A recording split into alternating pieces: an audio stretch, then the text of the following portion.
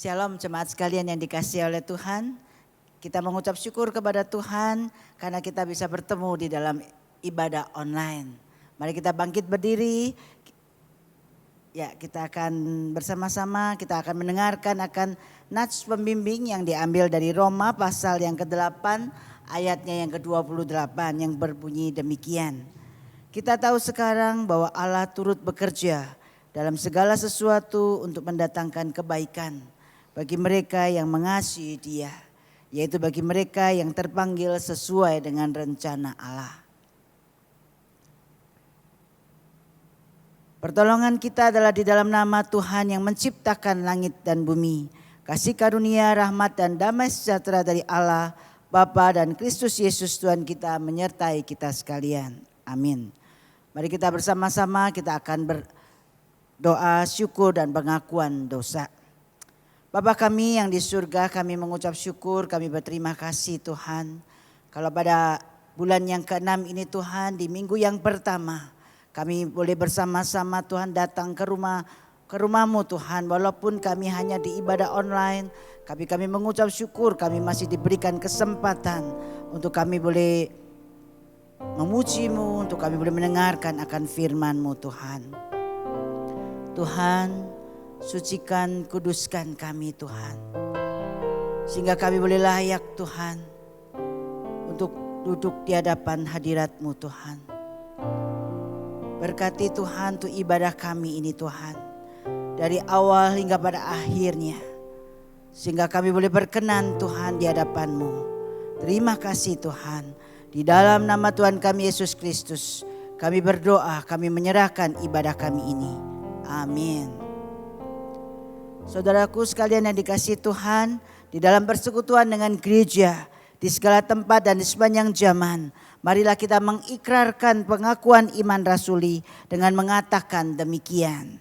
Aku percaya kepada Allah, Bapa yang Maha Kuasa, Khalik langit dan bumi, dan kepada Yesus Kristus anaknya yang tunggal Tuhan kita, yang dikandung dari Roh Kudus, lahir dari anak darah Maria, yang menderita sengsara di bawah pemerintahan Pontius Pilatus, disalibkan, mati dan dikuburkan, turun ke dalam kerajaan maut, pada hari yang ketiga bangkit pula dari antara orang mati, naik ke surga, duduk di sebelah kanan Allah, Bapa yang Maha Kuasa, dan dari sana Ia akan datang untuk menghakimi orang yang hidup dan yang mati.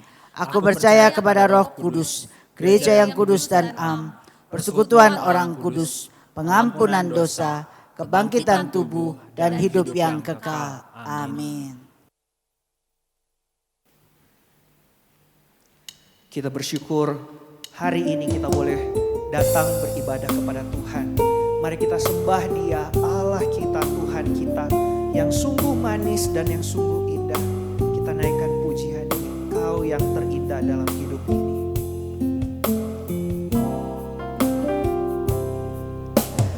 Kau yang terindah di dalam hidup ini, tiada Allah Tuhan yang seperti Engkau, besar perkasa penuh kemuliaan. Kau yang termanis di dalam hidup ini, ku cinta Kau lebih dari segalanya, besar kasih setiamu kepadaku. Ku sembah Kau ya Allahku, ku tinggikan nama-Mu selalu. Tiada lutut tak bertelut menyembah Yesus Tuhan Rajaku. Ku sembah Kau ya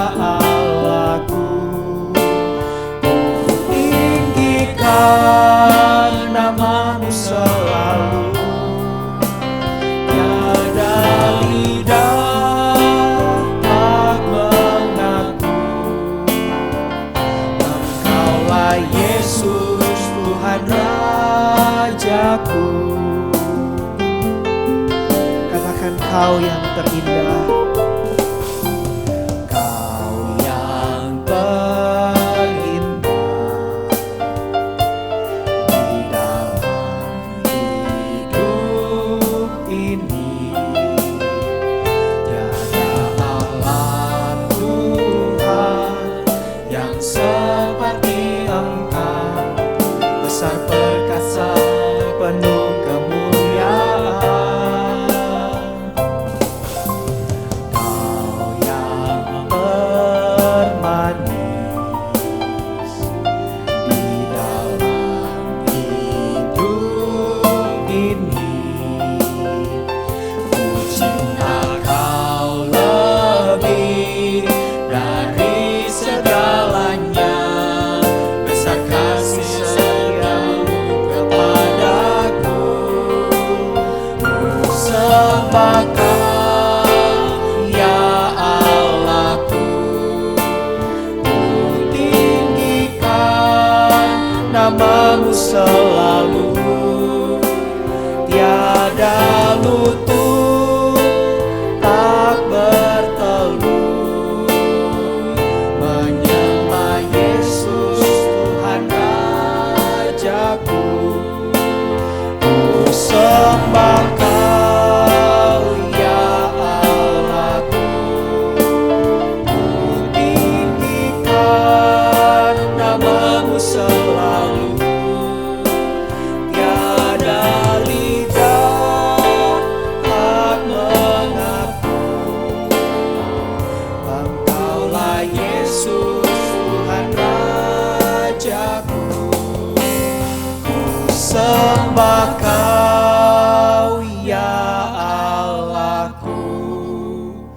Ku tinggikan namamu selalu. Tiada lutut tak bertelur menyembah Yesus Tuhan Rajaku. Ku sembah Kau, ya Allahku. Ku tinggikan namamu selalu. Tiada lidah tak mengaku, Engkaulah Yesus Tuhan Rajaku. Tiada lutut tak bertelur menyembah Yesus Tuhan Rajaku. Tiada lidah tak mengaku, Engkaulah Yesus Tuhan Rajaku. Kita bersyukur kita punya Yesus yang begitu indah. Dia boleh terus setia kepada setiap kita. Dia terus boleh berjalan bersama dengan kita. Mari sama-sama kita nyanyikan Ku Percaya Pada Yesus.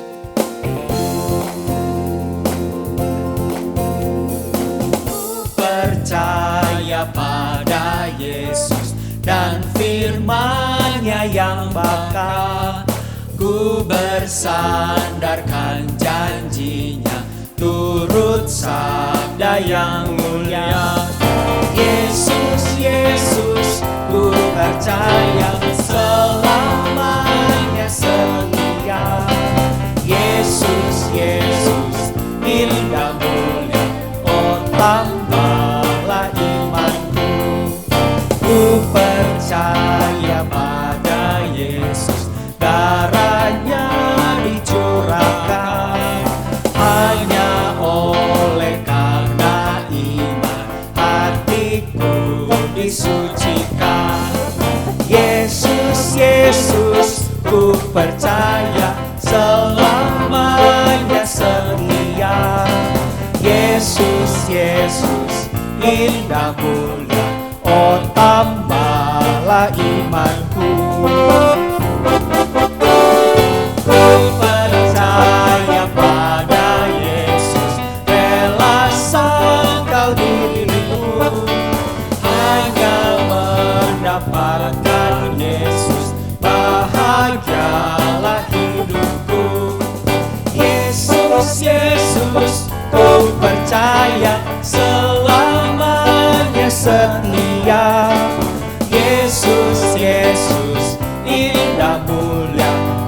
tambahlah imanku. Yesus, Yesus, ku percaya selamanya setia. Yesus, Yesus, indah mulia, oh tambahlah imanku. Yesus, Yesus, ku percaya selamanya setia. Yesus, Yesus, indah mulia, oh tambahlah imanku. Kita bersyukur kita punya Yesus yang begitu indah, yang begitu baik, yang boleh terus berjalan bersama dengan kita. Sekalipun kita harus berjalan di dalam kesulitan, dalam kekelaman, tapi kita tahu bahwa Dia adalah Tuhan yang terus berjalan bersama dengan kita. Apa yang Dia buat semuanya baik.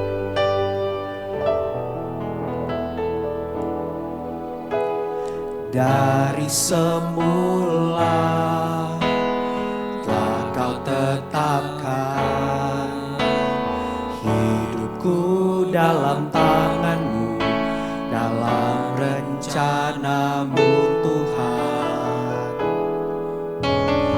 Rencana indah telah Kau siapkan bagi masa depanku yang penuh harapan. Semua baik, semua baik, apa yang telah Kau perbuat di dalam hidupku.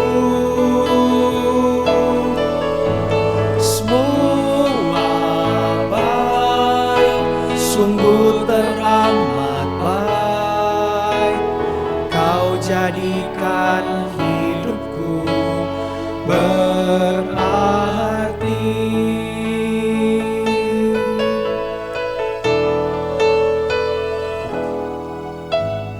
Dari semula telah Kau tetapkan hidupku dalam tangan-Mu, dalam rencana-Mu Tuhan. Rencana indah telah Kau siapkan bagi masa depanku yang penuh harapan. Semua baik, semua baik, apa yang telah Kau perbuat di dalam hidupku.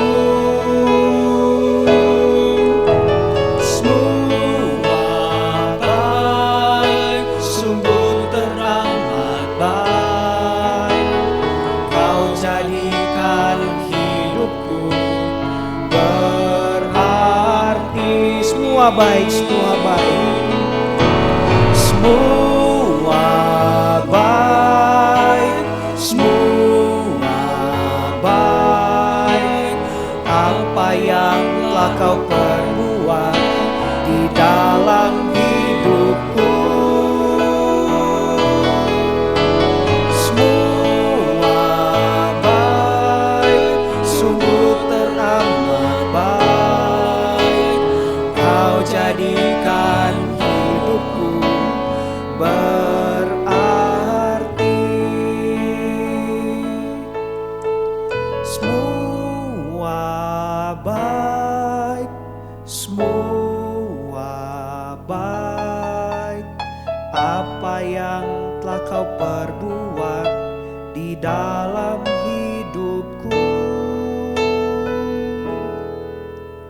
Semua baik, sungguh teramat baik, Kau jadikan hidupku berarti. Benar Tuhan, apapun yang terjadi di dalam kehidupan kami, Engkau punya rencana yang luar biasa.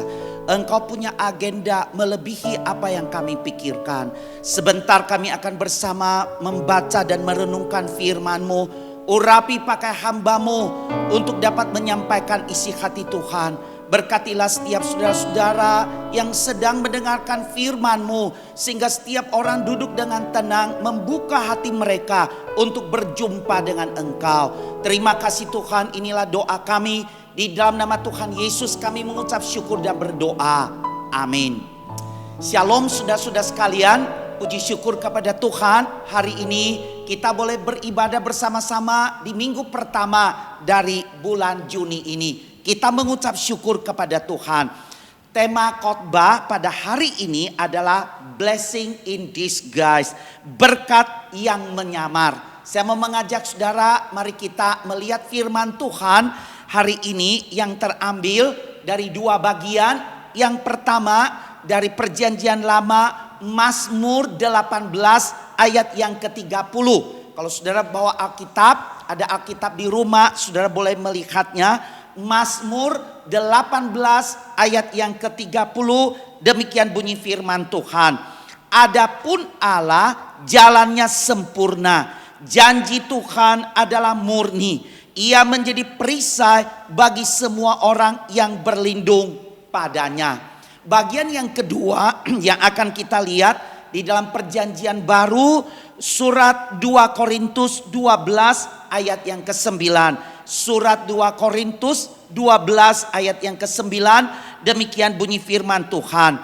Tetapi jawab Tuhan kepadaku, cukuplah kasih karuniaku bagimu, sebab justru dalam kelemahanlah kuasaku menjadi sempurna. Sebab itu terlebih suka aku bermegah atas kelemahanku, supaya kuasa Kristus turun menaungi aku. Sekianlah pembacaan firman Tuhan. Senang dan berbahagia setiap orang yang membaca, yang merenungkan serta melakukan firman Tuhan dalam kehidupannya sehari-hari. Saudara-saudara sekalian, beberapa waktu yang lalu saya melihat sebuah video yang sederhana. Saudara sekalian, di dalam video itu ada seorang anak muda, terlalu muda juga tidak juga saudara. Dia menyanyikan sebuah lagu rohani yang indah, sebuah lagu rohani dengan suara yang merdu, sehingga membuat orang-orang yang mendengarkan dia menyanyi itu semua bertepuk tangan, bersorak saudara, melihat anak muda ini menyanyi dengan begitu indah, begitu baik. Saudara-saudara sekalian, setelah anak pemuda ini dia menyanyikan lagu itu, kemudian dia bersaksi. Kesaksiannya ini sangat luar biasa. Dia dilahirkan dari keluarga yang tidak mengenal Tuhan Yesus. Di dalam usia ketika dia masih kecil, papa mamanya itu berpisah. Sebagai seorang anak saudara, dia begitu rindu pada waktu itu mamanya meninggalkan dia ikut bersama dengan papanya. Sudah sekalian, di dalam hatinya penuh dengan sakit hati, penuh dengan kemarahan. Dia tidak heran dia bertumbuh menjadi seorang anak yang nakal, karena dia sedang mencari perhatian. Di sekolah dia ribut dengan guru. Di sekolah itu dia dikeluarkan dari satu sekolah ke sekolah yang lain. Dia tidak dapat bersekolah dengan baik. Dia membuat orang tuanya itu sangat kecewa, karena dia juga marah karena dia itu terpisah dari orang tuanya. Dengan kata lain, dia tidak punya figur seorang ibu, figur keluarga papa mama yang hidup rukun. Sudah sekalian, kemudian dia berkata, di dalam keadaan yang demikian saya membiarkan hidup saya hancur.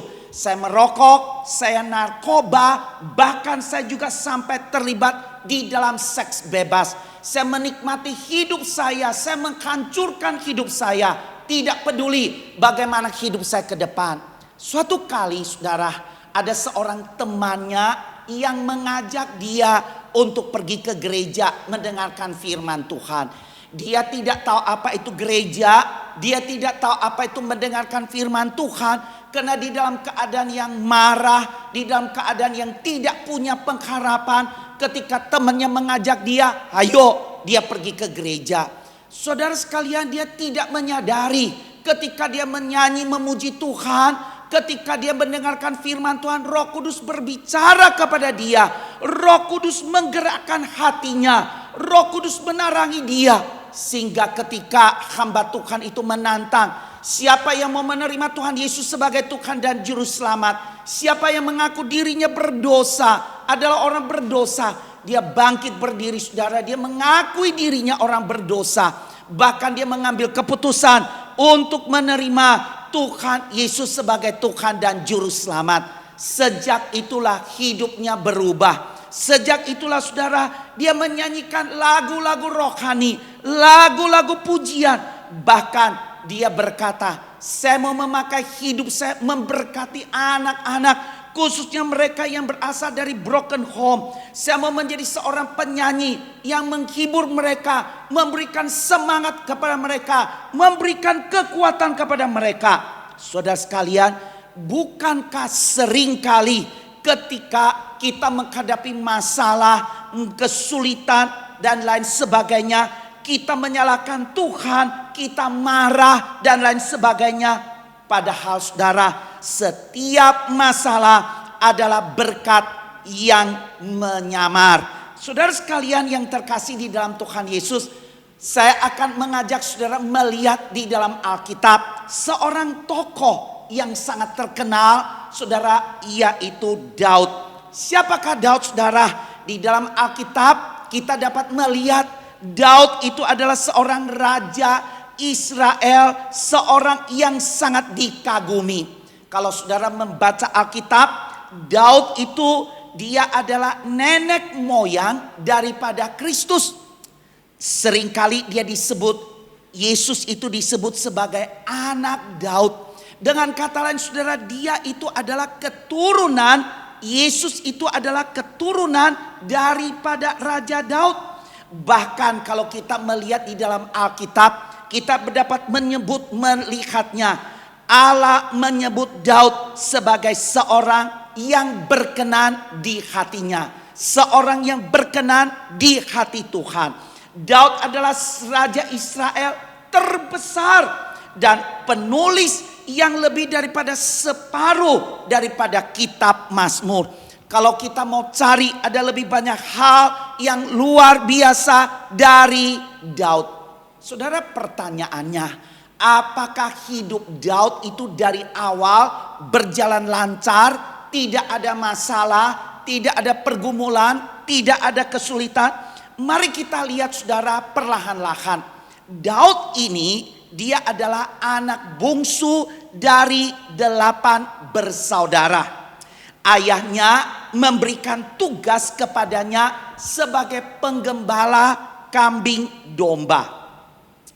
Jadi biasanya saudara, kalau kita lihat anak bungsu itu anak yang paling disayang, anak yang paling diperhatikan, anak yang paling mendapat ada banyak hadiah dan lain sebagainya.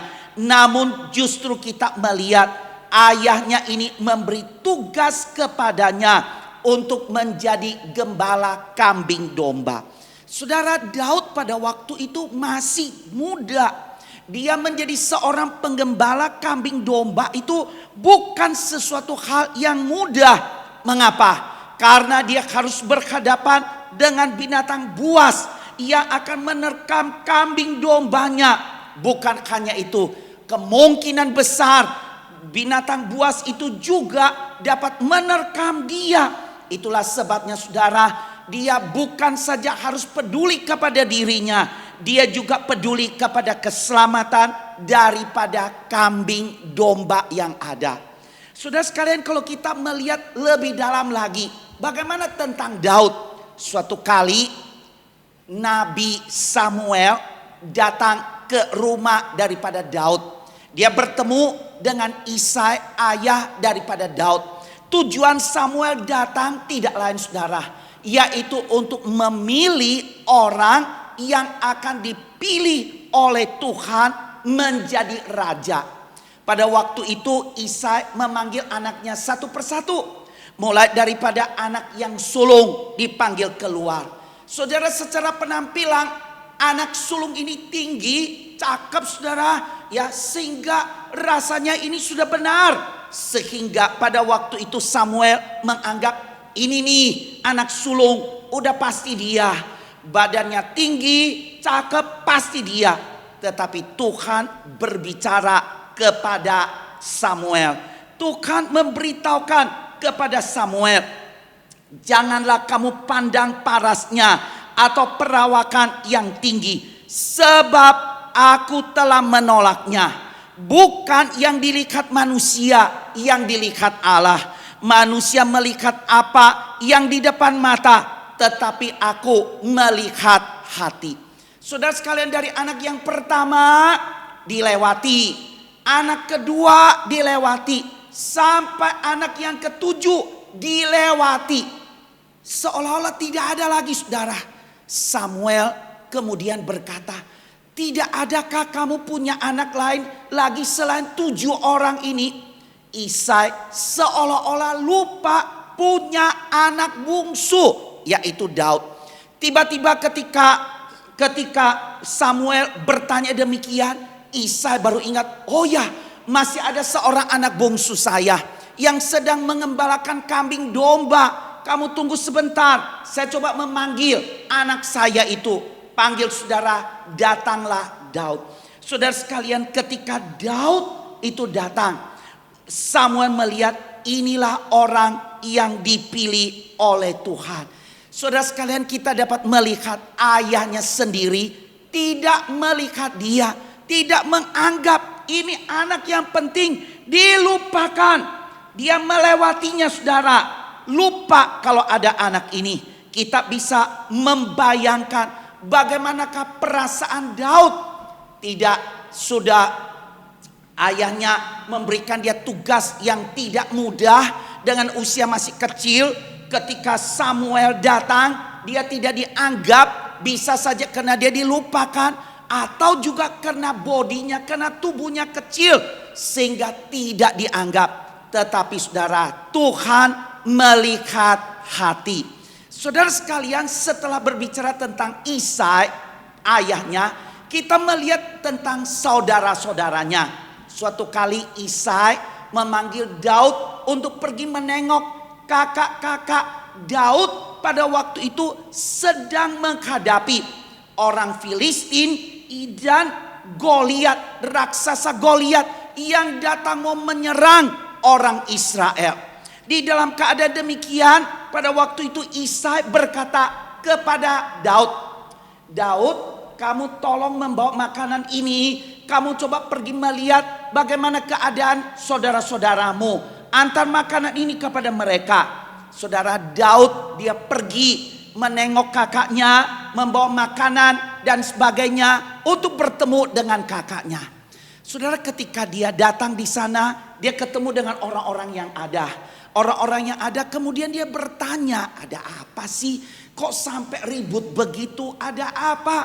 Orang-orang ini baru berbicara. Di sini ada orang-orang Filistin. Bukan hanya itu, juga ada Goliat, seorang yang tinggi besar. Saudara, kalau kita lihat ukurannya itu kira-kira 3 meter lebih. Ya, seorang raksasa yang besar dia datang.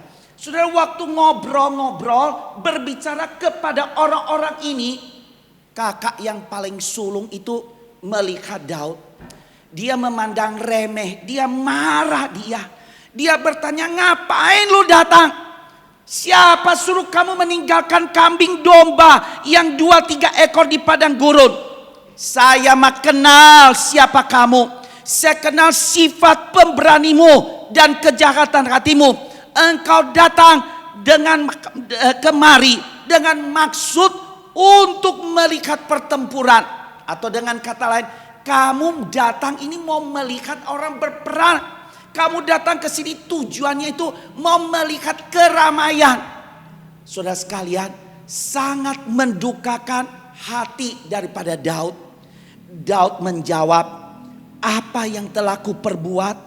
Hanya bertanya aja kepada orang-orang ini, cuma nanya, tidak ada apa-apa saya lakukan, tidak ada apa-apa. Saudara sekalian, dari dua hal ini, sikap Isai terhadap Daud, ayah terhadap anak, saudara-saudara terhadap adik, kita melihat saudara, Daud punya alasan meninggalkan keluarga. Dia bisa mabuk, dia bisa narkoba, dia bisa seks bebas, berontak kepada ayahnya dan melakukan apapun yang dia dapat lakukan. Tetapi saudara, Daud itu berbeda. Sehingga di dalam Alkitab memberikan julukan kepadanya, yaitu sebagai seorang yang berkenan di hati Tuhan. Dia dapat membalas ayahnya, membalas saudaranya, tapi dia tidak melakukannya. Alkitab menyebut dia sebagai seorang yang berkenan di hati Tuhan. Saudara, mengapa Daud dapat disebut seorang yang berkenan di hati Tuhan? Di tengah-tengah keadaan demikian, kenapa dia bisa disebut seorang berkenan kepada Tuhan? Dua hal. Yang pertama, Daud itu saudara memakai kesempatan yang ada. Dia pakai untuk berdoa dan lebih dekat dengan Tuhan. Ambil waktu untuk berdoa.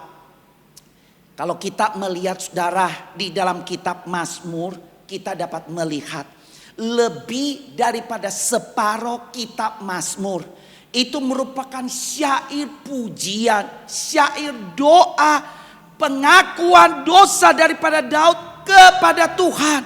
Dia terbuka, dia menyampaikan seluruh isi hatinya kepada Tuhan. Dia dekat, dia datang kepada Tuhan. Saudara yang terkasih, salah satu Mazmur yang paling terkenal adalah Mazmur 23. Tuhan adalah gembalaku yang baik. Saudara sekalian, Mazmur 23 ini bisa menggambarkan Daud ketika dia menjadi seorang gembala. Dia tahu betapa berbahayanya. Dia tahu seorang gembala peduli kepada domba-domba. Domba-domba mengenal gembalanya. Dia tahu saudara bagaimana gembala berkorban. Bagaimana domba-domba ini sangat mengasihi kepada gembalanya. Mereka peduli. Dia menggambarkan kalau dia adalah domba, kambing domba. Allah adalah gembalanya. Maka dia berkata di dalam Mazmur 23, dia berkata, Tuhan adalah gembalaku. Dengan kata lain, jikalau Tuhan adalah gembalaku, maka takkan kekurangan aku. Saudara, saya jikalau ada kesempatan, bukan jikalau ada kesempatan, jikalau ada jemaat yang sakit, mereka yang mau operasi, sebelum mereka masuk ruang operasi, saya seringkali permisi ke perawat, suster, saya boleh doa dulu, saya boleh menyanyi dulu. Saya nyanyi lagu apa saudara? Mazmur 23. Tuhan adalah gembalaku, takkan kekurangan aku. Saya ajar jemaat itu, kamu ingat Mazmur 23. Kamu nyanyi lagu ini, Tuhan adalah gembalaku, takkan kekurangan aku. Biar lagu ini menuntun kamu terus ketika kamu masuk ke kamar untuk operasi. Ketika kamu masuk di dalam, ketika kamu tidak sadar dan ketika kamu sadar kembali, ingat Tuhan adalah gembalaku, takkan kekurangan aku. Saudara yang terkasih di dalam Tuhan, kita boleh melihat Daud menulis semua ini karena satu hal, dia punya keintiman, punya kedekatan dengan Tuhan, sehingga dia dapat berkata, Tuhan adalah gembalaku, takkan kekurangan aku. Yang kedua, saudara, bukan saja dia seorang yang berdoa intim dekat dengan Tuhan, dia menuliskan lagu syukur, pujian, ucapan syukur kepada Tuhan. Kita lihat saudara, hal yang kedua, Daud adalah seorang yang memakai kesempatan yang ada untuk bertindak, untuk melatih diri, untuk melatih keterampilannya yang dia punya dipakai dengan baik. Saudara yang terkasih, Daud itu ketika dia berada sedang mengembalakan kambing domba, dia melatih dirinya. Dia tidak mau menyanyiakan kesempatan, melatih dirinya dengan umban, atau mungkin hari ini kita tahu ketapel. Saudara, dengan umban dan batu melatih dirinya. Kenapa dia latih, saudara? Bukan untuk bermain. Dia melatih sehingga ketika ada binatang buas yang datang, baik mau menerkam dia atau menerkam kambing dombanya, maka dia dengan satu kali dia melepaskan akan apa yang ada di tangannya itu, umban dan batu. Ketika dia lepas, dia percaya batu yang dengan dia umban ini akan membuat binatang buas itu mati. Dia melatih dirinya dengan baik, tidak peduli. Dia melatih dirinya sehingga suatu kali ketika akhirnya dia berjumpa dengan Goliat, tidak ada seorang pun yang mampu menghadapi Goliat, tetapi dia maju menghadapi Goliat. Saudara, di dalam Alkitab mencatat, demikianlah Daud mengalahkan Filistin dengan umban dan batu. Ia mengalahkan orang Filistin, ia mengalahkan Goliat dan membunuhnya tanpa pedang di tangan. Hanya satu kali, saudara, dia begitu melepaskan batu itu dari umban, begitu lepas kena kepada Goliat. Goliat jatuh, roboh dan mati. Tidak perlu pakai pedang, Goliat mati. Saudara sekalian, luar biasa. Kalau kita melihat Daud, saudara, kita mengatakan luar biasa orang ini. Tapi bukan demikian terjadi, saudara. Ingatlah, masalah pergumulan adalah berkat yang menyamar. Saudara-saudari yang terkasih, hari ini mungkin saudara berada di dalam keadaan yang sulit. Saudara berada di dalam keadaan yang sukar. Saudara ada banyak masalah, baik itu masalah ekonomi, masalah pekerjaan, masalah di tengah-tengah keluarga, ya, usaha saudara tidak boleh berjalan dengan baik, studi anak-anak dan lain sebagainya. Apalagi saat ini virus corona itu begitu menakutkan orang-orang. Saudara penuh dengan kekhawatiran, ketakutan, tidak tahu apa yang akan terjadi di depan. Mungkin saudara duduk, saudara mulai menyalahkan Tuhan.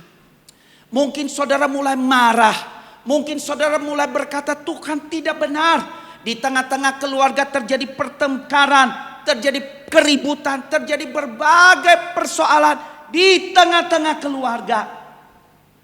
Saudara, maukah saudara belajar dari Daud?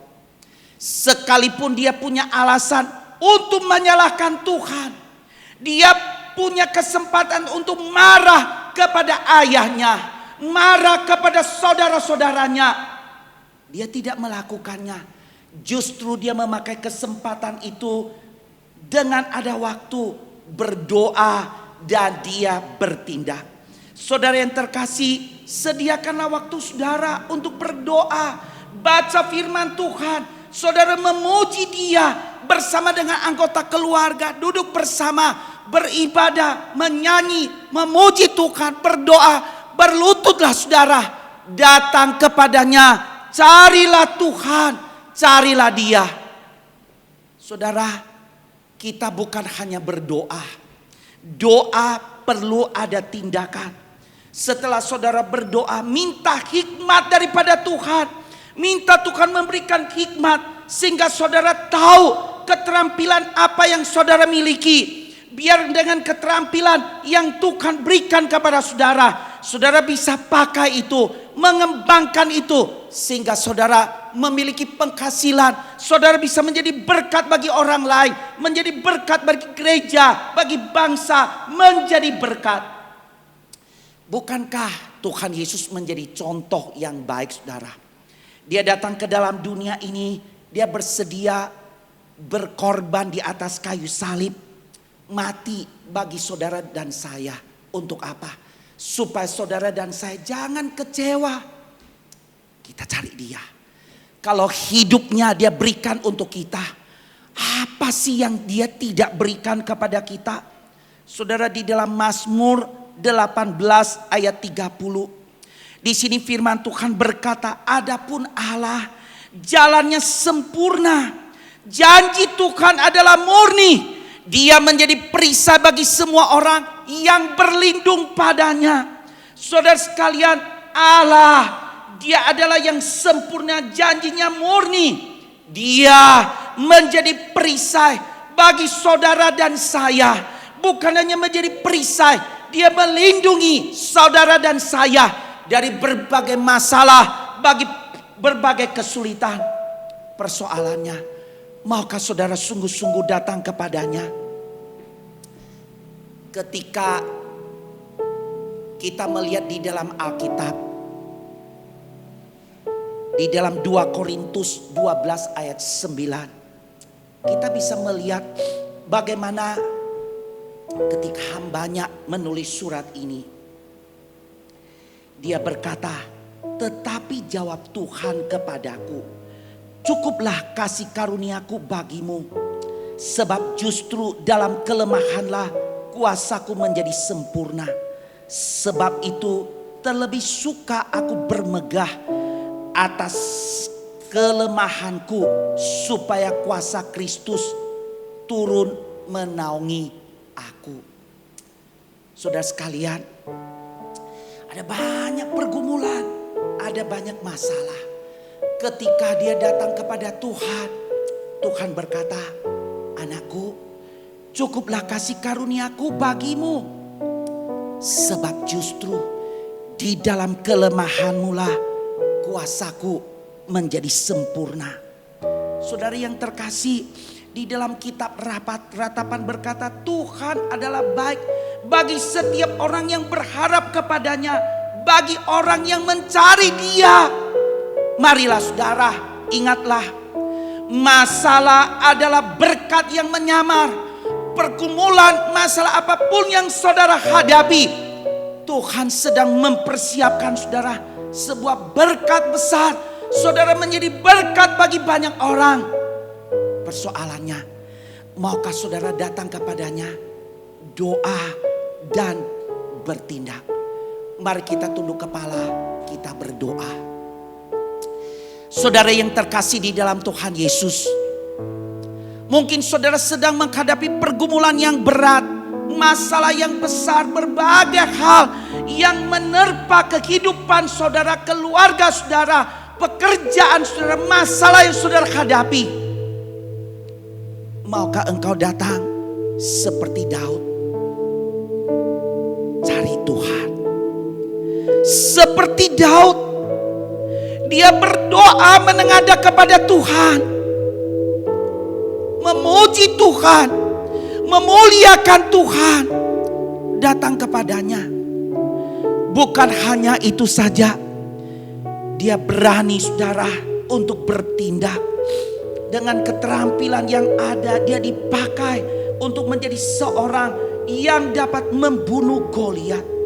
Saudara, Tuhan mau memakai saudara untuk pekerjaan yang lebih besar. Maka saudara berkata, Tuhan, saya juga mau berdoa cari Tuhan. Saya juga mau bertindak dengan karunia kemampuan yang Tuhan berikan bagi kemuliaan-Mu. Maukah saudara? Saya undang saudara berdiri. Taruhlah tangan kananmu di dada. Ambil waktu tenang sejenak. Sebentar saya akan berdoa untuk saudara.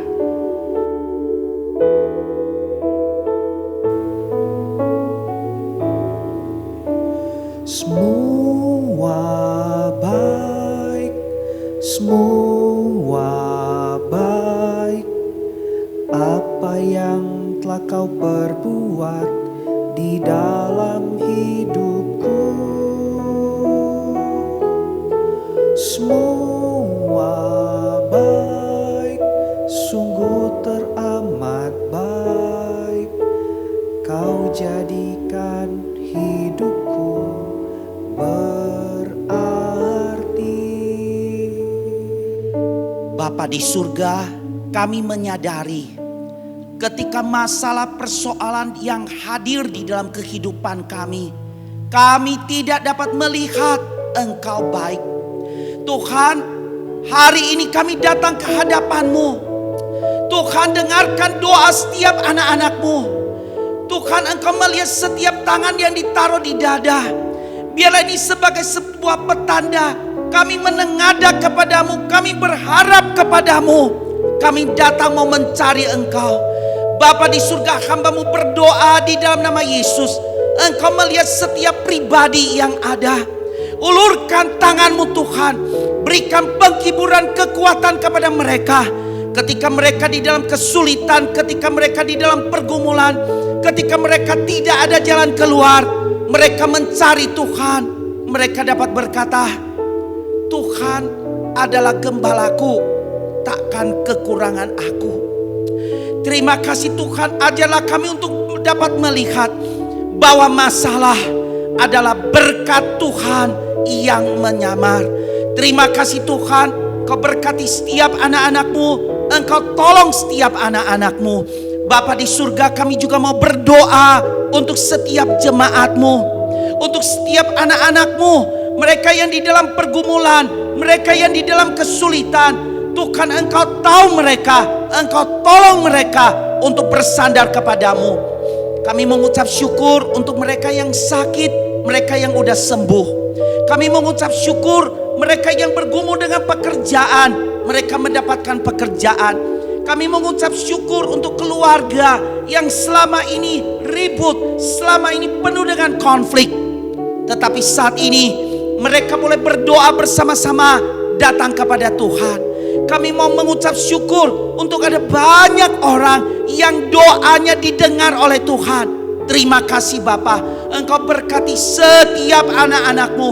Di dalam setiap pergumulan, setiap masalah, mereka boleh tetap melihat Engkau.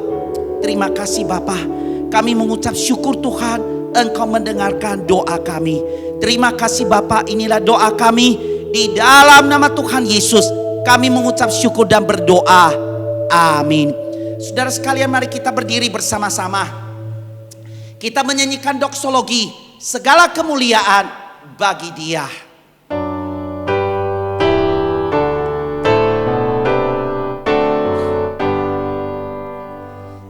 Puji Allah Bapa Putra,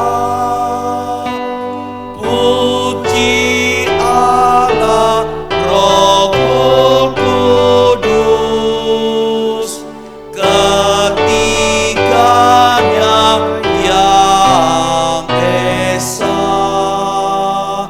Pohon selamat sumber berkat.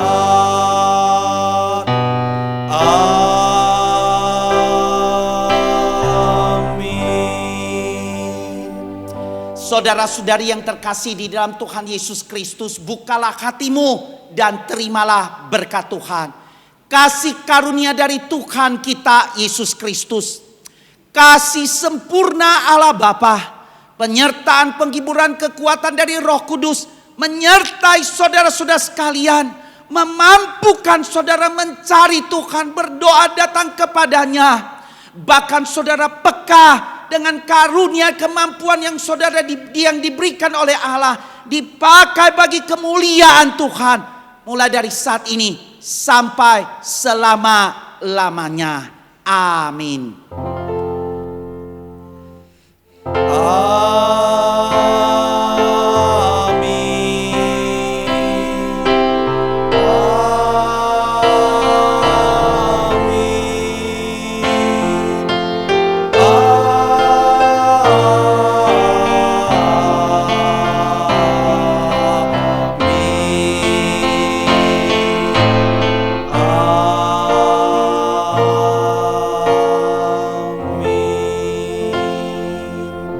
Silakan duduk, doa teduh.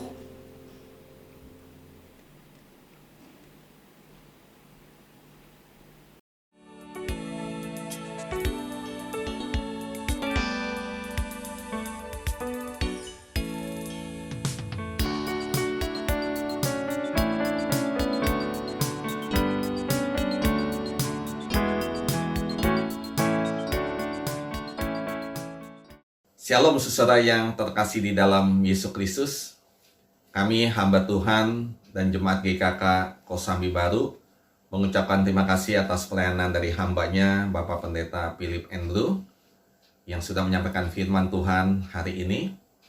Pendeta Philip Andrew adalah gembala sidang dari Gereja Kristen Kalam Kudus Bandung. Dan juga kami mengucapkan terima kasih untuk pelayanan dari tim pelayanan Gereja Kristen Kalam Kudus Bandung. Kiranya Tuhan memberkati di dalam pelayanan saudara hari ini. Saudara, ada beberapa hal yang perlu saya sampaikan. Firman Tuhan minggu depan akan disampaikan oleh Bapak Pendeta Beni Solihin. Dan panduan liturgis akan dilayani oleh Gereja Kristen Kalam Kudus Kosambi Baru. Saudara, untuk sementara kita masih kebaktian online, ya. Nah, oleh karena itu kita tetap setia di dalam mengikuti kebaktian online di rumah, walaupun sudah ada lampu hijau dari pemerintah, khususnya dari Pemprov DKI. Namun untuk sementara ini kita tidak ada dulu kebaktian, yaitu untuk mempersiapkan segala sesuatu dan melihat perkembangan lebih lanjut.